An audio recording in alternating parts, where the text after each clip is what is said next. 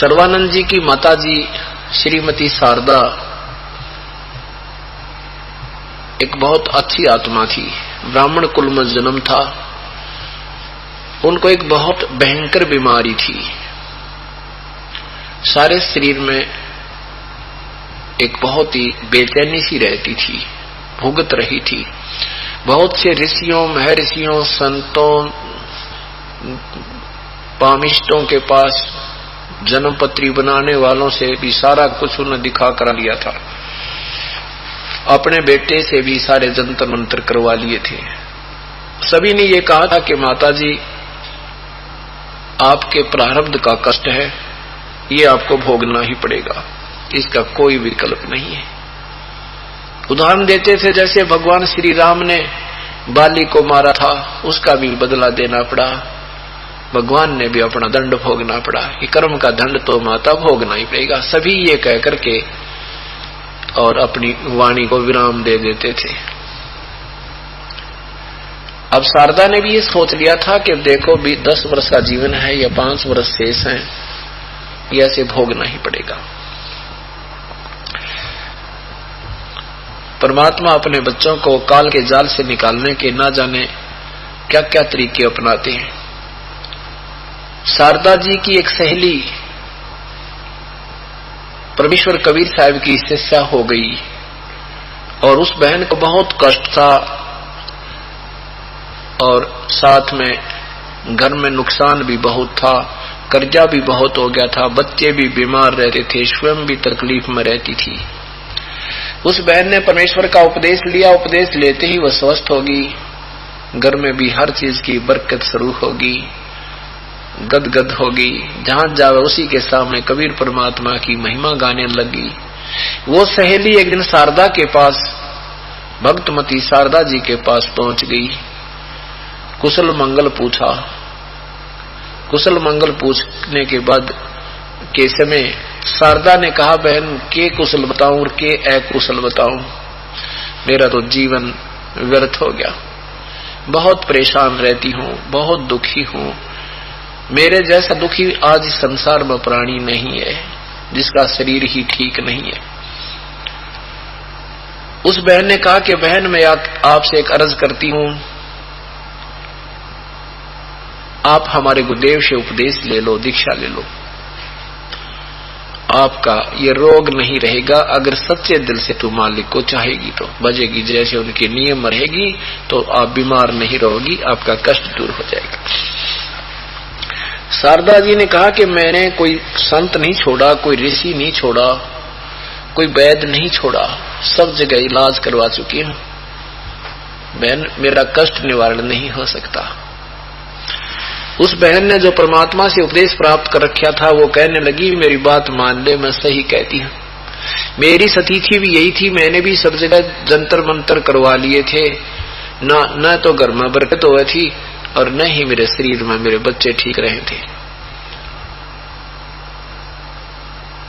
फिर शारदा ने सोचा हो सकता है कोई ऐसा महापुरुष हो कहीं।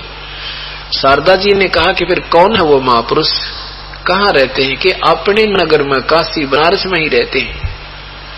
क्या नाम है आपके पिता, आपके गुरुदेव का? शारदा जी ने पूछा। उस बहन ने बताया कि वो कबीर परमेश्वर आए हैं, कबीर परमेश्वर। कौन कबीर, कहाँ रहते हैं? कि उस ऐसे ऐसे जुलाहों की कॉलोनी में वो कबीर परमात्मा है। तो शारदा कहने लगी, कौन? वो नीरू का पुत्र क्या, वो जो ऐसे मिला था, तालाब में पड़ा पाया था।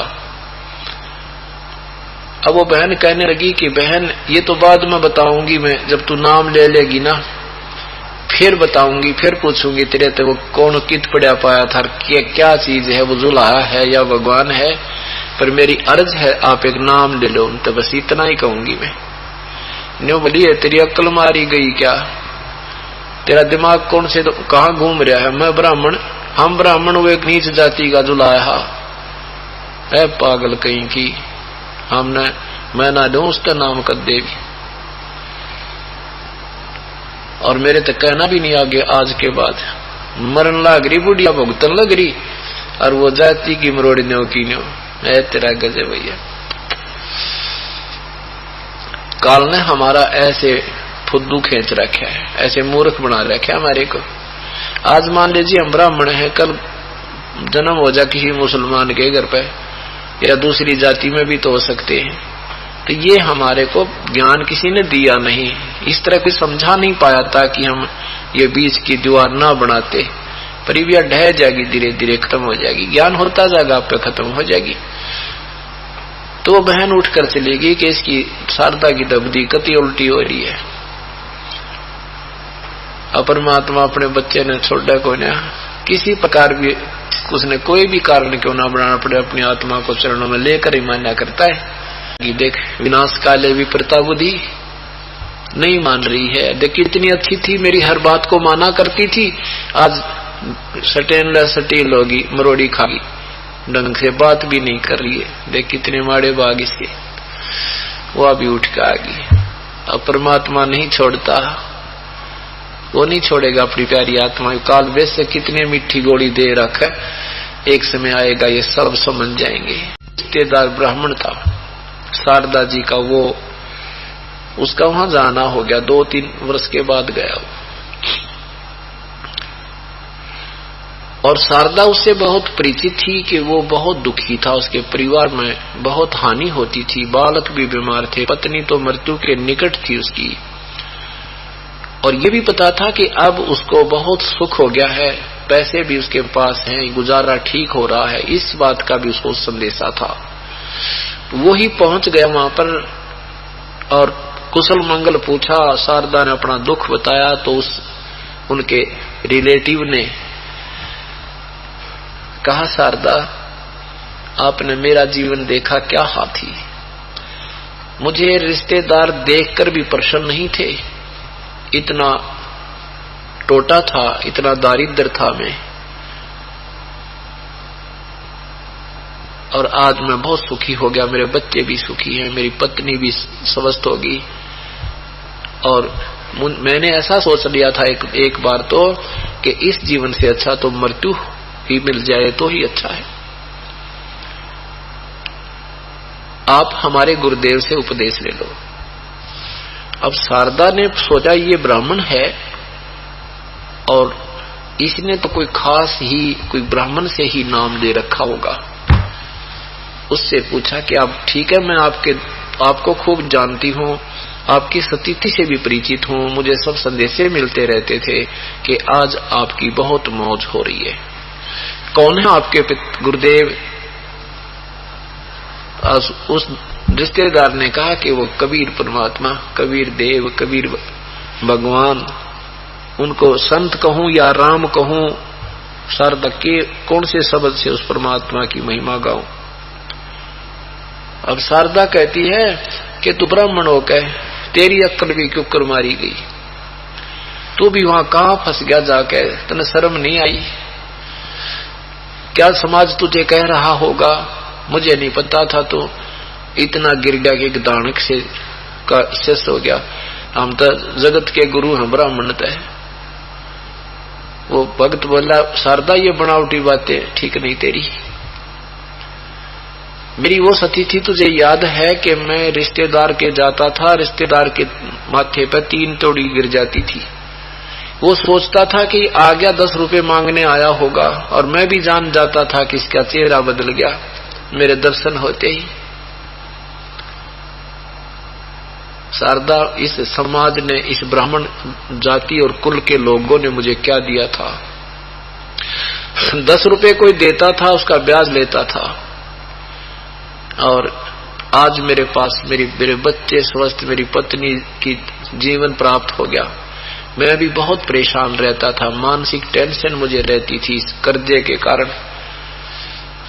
कोई भी 2 पैसे देने को तैयार नहीं था, और आज मेरे पास सब कर्जा उतर कर 10 रुपए मेरे पास है। जहां भी जाता हूं सबसे पहले मुझे सीने से लगाते हैं और फिर ये पूछते हैं जल्दी आना, गणे दिन मत लगाना। आज ये कृपा मेरे परम पिता परमेश्वर कबीर देव की है, और आपकी इच्छा नाम लो या मत लो, पर पछतावेगी इन दिनों को। न्यू कहकर उठ कर आ गया। इन तीन चोटों से शारदा कति टूट गई कि भी एक कहे, दो कहे और तीन कहे, और ऐसे दुखी इसको तो मैं खूब जानती हूं कितना कष्ट था इस प्राणी के ऊपर, और आज ये व्यक्ति ये बात कह रहा है तो बहुत सोचने पर विवश होगी। सारी रात नींद नहीं आई इसने कि ऐसी परम शक्ति आई है, और जाऊं तो ये दुनिया क्या कहेगी। ये तो चलो एक छोटा मोटा ब्राह्मण है, मेरा तो बेटा वेल नोन है सारी इस क्षेत्र में, क्यों जाऊं हे भगवान, कैसे जाऊं उसकी शरण में, ऐसे सोच रही है। फिर अपने मन में आप ही विचार कर लेती है कि यहां कहीं आसपास कोई सत्संग होगा, उस सत्संग में मैं जाऊंगी और घूंघट करके जाऊंगी, कोई पहचान ना रहे वो ब्राह्मणी हूं अंधेरे से मैं, और मेरे सिर पे हाथ रखने जब मैं स्वस्थ होगी तो नाम ले लूंगी, चरणों में गिर जाऊंगी वहीं पर, और मुझे राहत नहीं मिली तो उठ कर आ जाऊंगी, किसी ने बेरा ना पाटेगा, किसी को पता नहीं लगेगा कि मैं वहां गई थी। ऐसा सोच के और इंतजार करने लगी कि आसपास कहीं सत्संग हो। ऐसे दयालु भगवान, ऐसे ये परमात्मा सारी इच्छा पूर्ण करने वाले अपने बच्चों की, उन्हीं के आसपास एक सत्संग कर दिया किसी गरीब के घर पे। शारदा को पता लगा बहन को कि भगवान कबीर साहब का सत्संग यही पड़ोस में हो रहा है, तो उसने सोची आज जरूर जाऊंगी। परमात्मा सामने आसन पर बैठे थे, एक घी की जोत जला रखी थी जो दीपक का काम भी कर रही थी, हवन का काम भी कर रही थी। अब सभी श्रोतागण आ रहे थे, परमात्मा के सामने दंडोत प्रणाम कर रहे थे, चरणों में शीश रख रहे थे, आशीर्वाद परमात्मा दे रहे थे, अपना अपना स्थान बहन भाई ग्रहण कर रहे थे। अब शारदा भी अपने मुंह पर घूंघट करके और करे थे, ऐसे ही करके जाकर चरणों में सिर रखा, सिर पे हाथ रखा भगवान ने और कहा, सर्वानंद की मां आज दानक के पास कैसे आएगी, तेरा समाज के एक भगत ने। जब ये अंतर्यामी परमात्मा ने उसको पहचाना और साथ में सिर पे हाथ रखते ही वो स्वस्थ हो गई, चरणों में गिर गई बुढ़िया और बहुत रोई। ने बोली, हे भगवान कहाँ छुपे थे आप, ये परमात्मा मेरे जैसा दुखी पृथ्वी और प्राणी नहीं था मालिक। अंतिम सांस गिनो थी, फिर तो बुढ़िया ने खोल दिया घूंघट भी, स्पष्ट खड़ी होगी सब बहन भाइयों के सामने और सबको कहने लगी, बहन भाइयों मैं सर्वानंद की मां हूं और मैं बहुत दुखी थी, मेरे ऊपर इतना कहर था, कष्ट था, सब जंतर मंत्र करा लिए थे, सब ऋषियों के पास जा चुकी थी, आज परमात्मा के सिर पर हाथ रखते मैं स्वस्थ हो गई हूँ। हे भगवान क्षमा कर दो मालिक, मैंने बहुत बुरी भली कही आपके विषय। परमात्मा ने कहा, कोई बात ना बेटी, आप नहीं बोल रहे थे, ये काल ने मेरे ही बच्चे मेरे दुश्मन बना रखे, इनको या गुटी प्यार रखी है माया की, इसने नशा करा दिया या भांग प्यार रखी है सबको बेटा, और मुझे पहचान नहीं रहे, ये पहचानने नहीं देता, इतना चालबाज आदमी है ये निरंजन ज्योति निरंजन। कबीर ये माया अटपटी सब घट आन अड़ी, किस किस को समझाऊं या कुएं भांग पड़ी। कुएं में भांगे रखी है, एक व्यक्ति को समझाने के लिए इतना प्रयत्न करना पड़ता है, नए सिरे मानना पड़ता उस प्यारी आत्मा को, इतना उसके अंदर मैल ठोक दिया काल ने, उल्टा ज्ञान पड़ा के, कि तो मजहब नारे बना के, कि तो जाति नारी बना के एक दूसरे के दुश्मन बना दिए। आपस में हमें पीस रखा है, पति पत्नी की लड़ाई रखा रोज, क्या न बात पे, बहन भाई का झगड़ा, भाई भाई का झगड़ा, मजहबों के लट्ठम लट्ठा, ये मच्छर बना दिए, बता मच्छरा बना के आंट लाग रही थी, ये मच्छर काटो इन्हें, रात न पड़न दे न दिन में पड़न दे, इतने परेशान है भगवान।